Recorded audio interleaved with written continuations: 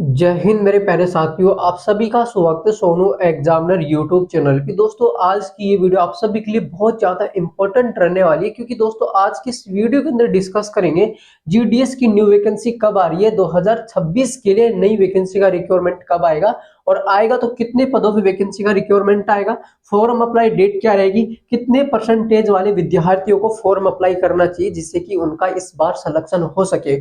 और सबसे बड़ी बात तो ये है कि जब रिक्वायरमेंट आएगा तो आप इस वैकेंसी के अंदर फॉर्म अप्लाई करोगे, तो फॉर्म अप्लाई करने के लिए इंपॉर्टेंट जो डॉक्यूमेंट्स होते हैं, यानी कि कौन कौन से डॉक्यूमेंट्स आपको चाहिए, इस वीडियो के अंदर आप सभी दोस्तों को step by step complete information मिलेगी जीडीएस की न्यू वैकेंसी को लेकर के। सभी दोस्त वीडियो के एंड तक जरूर बने रहेंगे। अगर दोस्तों चैनल के ऊपर पहली बार तो चैनल को जरूर से सब्सक्राइब करके बेल आइकन को प्रेस कर लेना। जब भी जीडीएस की न्यू वैकेंसी को लेकर के कोई भी नया अपडेट आता है तो उसकी तुरंत जानकारी आपको अपनी चैनल के माध्यम से मिल जाया करेगी। तो जरूर से आपको चैनल को सब्सक्राइब कर लेना है। तो चलिए दोस्तों ज्यादा टाइम वेस्ट ना करते हम वीडियो को आगे की तरफ कंटिन्यू करते हैं। तो देखिए दोस्तों सबसे पहले डिस्कस करते हैं, ये वैकेंसी आ रही है ना, तो ये आ रही है दोस्तों आपकी 45,000 पदों पे वैकेंसी का रिक्वायरमेंट आ रहा है, यानी कि बम्पर पदों पे वैकेंसी का रिक्वायरमेंट आ रहा है। आएगा कब, किस महीने में इसकी वैकेंसी आ रही है और दोस्तों फॉर्म कब से स्टार्ट होंगे। तो देखिए ये जो वैकेंसी आ रही है ना, तो ये आ रही है दोस्तों आपकी जनवरी 2026 में, यानी कि जनवरी 2026 में वैकेंसी आ रही है। और जनवरी में कब तक आ रही है, तो जनवरी का जो सेकंड वीक है, ठीक है, सेकंड वीक में लगभग दोस्तों आपको 10 जनवरी से लेकर के 15 जनवरी के बीच में इस वैकेंसी का रिक्वायरमेंट देखने को मिलेगा। और दोस्तों यानी कि 10 से 15 जनवरी के बीच में रिक्वायरमेंट आ जाएगा। और इसके बाद में इसका जो फॉर्म अप्लाई डेट रहेगा वो लगभग दोस्तों 20 जनवरी के बाद, कब, 20 जनवरी के बाद इसमें फॉर्म भी स्टार्ट हो जाएंगे, ठीक है। और इसका जो सिलेक्शन प्रोसेस वगैरह है वो दोस्तों लगभग आपका 3 महीने तक चलता है, ठीक है। यानी कि इस वैकेंसी के अंदर जो सिलेक्शन के लिए यानी कि डायरेक्ट ज्वाइनिंग के लिए जो समय लगता है वो 3 महीने का लगता है, ज्यादा से ज्यादा आपका यूं मान के चलो। इस वैकेंसी के अंदर रिटन एग्जाम तो होता ही नहीं है, बस फॉर्म अप्लाई करो, मेरिट लिस्ट पे वैकेंसी निकलती है, जैसे मेरिट लिस्ट में आपका नाम आएगा उसके बाद में डॉक्यूमेंट्स वेरिफिकेशन होगा, ठीक है। और डॉक्यूमेंट्स वेरिफिकेशन होने के बाद में यानी कि लगभग दोस्तों ज्यादा से ज्यादा 20 दिन या 25 दिन या 1 महीना ज्यादा से ज्यादा लगेगा, यानी कि घर तक ज्वाइनिंग आने को, ठीक है। तो ज्वाइनिंग जो लेटर आता है वो दोस्तों आपके पास बहुत जल्द आता है, नहीं कि इस वैकेंसी का जो प्रोसेस होता है वो 3 महीने का होता है, मैक्सिमम 3 महीना दोस्तों आपको लगता है। अब नेक्स्ट पॉइंट पे डिस्कस करें कि कितने परसेंटेज वाले विद्यार्थियों को इस वैकेंसी के अंदर फॉर्म अप्लाई करना चाहिए जिससे कि उनका इस बार सिलेक्शन हो सके, ठीक है। तो यहाँ पर देखिए तो डिस्कस कर लेते हैं। तो एक बार सभी दोस्त जरूर से वीडियो को लाइक करके अपने दोस्तों के साथ शेयर भी करेंगे। और अगर अभी तक आपने चैनल को सब्सक्राइब नहीं किया है तो चैनल को जरूर से सब्सक्राइब कर लेना, क्योंकि जीडीएस से संबंधित कोई भी नई अपडेट आता है या गवर्नमेंट की कोई भी वैकेंसी को लेकर के कोई भी नई वैकेंसी आती है तो उसकी जानकारी आपको तुरंत मिल जाया करेगी, ठीक है।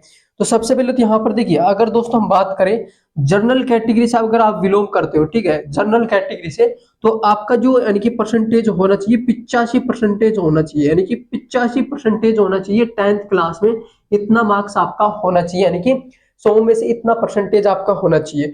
ओबीसी कैटेगरी की बात करें तो ओबीसी कैटेगरी का दोस्तों आपका कितना 78%, यानी कि 78% आपकी होनी चाहिए। तो बिल्कुल आप इस वैकेंसी के अंदर अपनी एक पोस्ट हासिल कर पाओगे, पूरे पूरे चांस रहेंगे, ठीक है।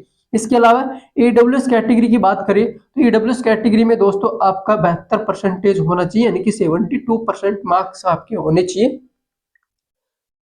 इसके अलावा नेक्स्ट कैटेगरी एससी की बात करें तो एससी कैटेगरी में देखो, एससी कैटेगरी की अगर दोस्तों बात करें तो एससी कैटेगरी से जो आपकी कट ऑफ निकलेगी वो 65 यानी कि 65% आपकी होनी चाहिए 10th क्लास में। और एसटी की बात करें तो एसटी कैटेगरी से आपका होना चाहिए, आपका दोस्तों एसटी कैटेगरी से होना चाहिए 58%, यानी कि 58 को गोली मारो 60% आपका होना चाहिए, ठीक है। और पीडब्ल्यूडी की बात करो, पीडब्ल्यूडी कैटेगरी की, तो इनका होना चाहिए 55%। तो बिल्कुल आप यानी कि सेफ रहेंगे, इतना मार्क्स आपका यानी कि होना चाहिए, ठीक है। यानी कि इतनी परसेंटेज अगर आपकी 10th क्लास में है तो बिल्कुल आप सेफ है। अब नेक्स्ट पॉइंट पे डिस्कस करते हैं कि वैकेंसी तो आ रही है दोस्तों जनवरी में, कंफर्म है, जनवरी महीने में वैकेंसी आ रही है, यानी कि ये दिसंबर समाप्त होने जा रहा है ना, ये 2025 समाप्त हो रहा है और 2026 जैसे आपका स्टार्ट होगा तो उसी में दोस्तों आपकी यानी कि बम्पर पदों में वैकेंसी का रिक्वायरमेंट यानी कि सामने निकल कर आ जाएगा। अब इंपॉर्टेंट अपडेट ये है कि फॉर्म अप्लाई करने के लिए जो डॉक्यूमेंट्स हैं वो कौन कौन से लगेंगे, तो उन सभी की लिस्ट में यहाँ पर एक बार आपको दिखा देता हूँ, ठीक है। तो यहाँ पर देखिए, अगर बात करें पहले तो आपको क्या करना पड़ेगा, 10वीं की मार्कशीट आपको चाहिए, यानी कि 10th पास मार्कशीट आपको चाहिए। इसके अलावा सेकंड पे यानी कि आधार कार्ड चाहिए आपको, ठीक है, आधार कार्ड लगेगा इसमें, ठीक है। आधार कार्ड के अलावा नेक्स्ट जो डॉक्यूमेंट्स आपका, ठीक है, नेक्स्ट डॉक्यूमेंट्स जाति प्रमाण पत्र, ठीक है, जाति प्रमाण पत्र चाहिए, ठीक है दोस्तों। अब ये जाति प्रमाण पत्र यानी कि काफी दोस्तों के पास तो क्या होगा कि जाति प्रमाण पत्र है, ये दोस्तों आपको सेंट्रल का यानी कि होना चाहिए, ठीक है। सबसे पहली बात तो ये कि ये जो जाति प्रमाण पत्र आपका सेंट्रल का होना चाहिए, स्टेट लेवल का नहीं होना चाहिए, ठीक है, स्टेट लेवल का नहीं होना चाहिए, सेंट्रल का होना चाहिए। और ये भी दोस्तों कैटेगरी वाइज यहाँ पर देखो, अगर बात करें तो ये यानी कि एसटी, ठीक है, और SC ST वाले और OBC कैटेगरी को ही ये यानी कि जाति प्रमाण पत्र आपका होना चाहिए, ठीक है, ये आपका होना चाहिए। और सबसे बड़ी बात है, इनको अपडेट भी करवा लेना है, यानी कि 1 साल से ज्यादा पुराना है तो उसको तुरंत आपको अपडेट करवा लेना है, ठीक है। अब नेक्स्ट पॉइंट पे डिस्कस करें कि जो नेक्स्ट डॉक्यूमेंट्स आपका लगेगा वो कौन कौन सा लगेगा।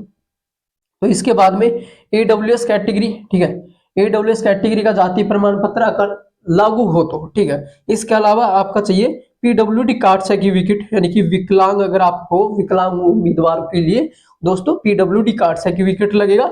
और ट्रांसजेंडर यानी कि सर्टिफिकेट चाहिए आपको, मोबाइल ईमेल आईडी, और इसके लिए यानी कि फोटो पासपोर्ट साइज आपका, ठीक है। अब ये फोटो पासपोर्ट, अब ये 4th नंबर का जो है फोटो, यानी कि फोटो जो साइज आपका कितना होना चाहिए, तो फोटो साइज भी आपका देखो यहाँ पर कितना होना चाहिए, 50 KB का, ठीक है, 50 KB का होना चाहिए। अगर इससे ज्यादा होगा तो अपलोड नहीं हो पाएगा, ठीक है, अपलोड नहीं हो पाएगा, तो यानी कि 50 KB होना चाहिए। तो आप इस वैकेंसी के अंदर फॉर्म तो अप्लाई कर लोगे, 50 KB से ज्यादा होगा ना तो फॉर्म यानी कि अप्लाई नहीं हो पाएगा, ठीक है। इसके अलावा सिग्नेचर चाहिए, और सिग्नेचर जो आपके हैं वो दोस्तों यानी कि 20 KB में होनी चाहिए, यानी कि 20 KB में आपकी सिग्नेचर होनी चाहिए, ठीक है। इसके अलावा नेक्स्ट पॉइंट पे डिस्कस करते हैं कि लास्ट में जो आपका होगा कंप्यूटर सर्टिफिकेट और मेडिकल सर्टिफिकेट, ये दो चीजें और चाहिए। कंप्यूटर सर्टिफिकेट और मेडिकल सर्टिफिकेट यानी कि किसी भी अस्पताल में जाकर के आप, यानी कि गवर्नमेंट जो अस्पताल होती है उनमें जाकर के आप क्या करो, सर्टिफिकेट बनवा लो, ठीक है। और एक कंप्यूटर आपका सर्टिफिकेट भी होना चाहिए। तो ये आपका डॉक्यूमेंट्स लगेगा, बाकी और कुछ भी नहीं है, सारे कंप्लीट मैंने इन्फॉर्मेशन दे दी डॉक्यूमेंट्स को लेकर के। अब इसके अलावा फिर भी किसी तरह का डाउट है, जैसे कि एज रिलेक्शन को लेकर के, ठीक है, यानी कि फॉर्म अप्लाई फीस को लेकर के, इन सभी बातों को लेकर के अगर डाउट बना हो तो आप कमेंट बॉक्स में कमेंट कर देना, आपको रिप्लाई मिल जाएगा। फिर मिलते हैं एक नए अपडेट के साथ। जय हिंद, वंदे मातरम।